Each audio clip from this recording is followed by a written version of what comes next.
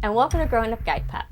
We've been listening to our viewers and everybody has voted that they'd like to see Ricky take more outings. So this week we traveled up to Pier 39 in San Francisco, which happens to be one of the most popular tourist destinations.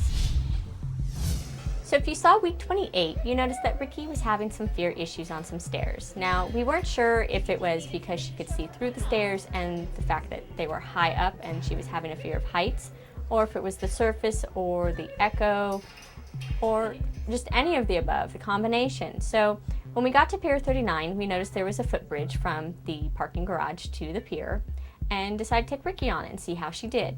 She showed absolutely no fear whatsoever. There were cars driving underneath us, people on bikes riding underneath us, and just people walking underneath us. And she was very curious about all of these things. She was looking down and just wondering, how did these people get down there and how did I get up here? So no fear issues whatsoever. She handled this fantastic. We met up with working guide dog team Seth and Bamboo.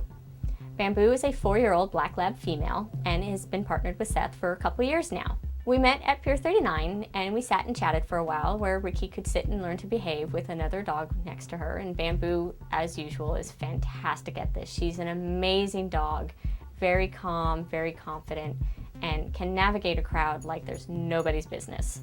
Bamboo's ability to navigate through the crowd is just absolutely amazing. She's like a small running back just trying to find a way through the crowd, and she knows exactly where her partner Seth is and exactly how much space he needs to get through without bumping anybody. Not only is the crowd pretty thick, but people are carrying shopping bags, purses, backpacks, and really not paying much attention to where they're going. And Bamboo was able to navigate this and make decisions on the spot. She is just phenomenal. So it took us a little while to catch up with Seth and Bamboo, but we finally caught up with them and hung out where the sea lions are.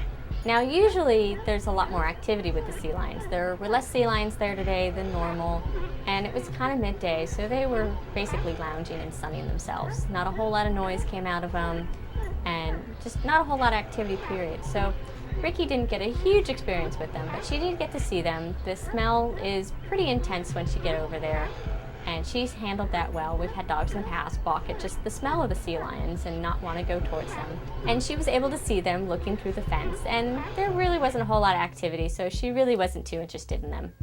Overall, Ricky did a fantastic job, but we did have one big issue, and that was the birds.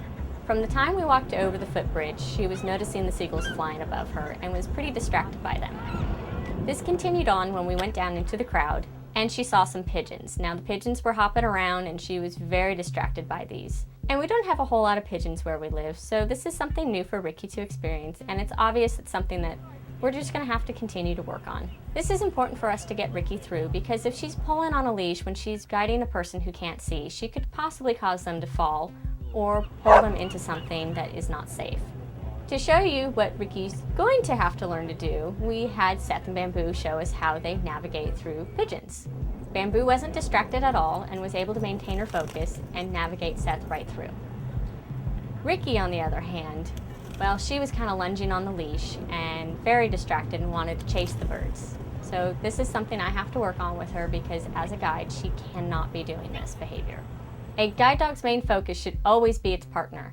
A working guide dog team should not be distracted by pigeons walking on the ground, breadcrumbs scattered on the ground, other dogs walking by, sea lions out in the water, or even kites flying in the air. And Seth and Bamboo demonstrated beautifully what a working guide dog team partnership is all about. That wraps it up for this week. A huge shout out and thank you to Seth and Bamboo for joining us on our outing and showing us what a great guide dog team is all about. We hope to achieve this with Ricky. So remember, if you like the show, hit the subscribe button, and also if you're on Facebook, check out our fan page Grown Up Guide Pup. And I'll see you next time.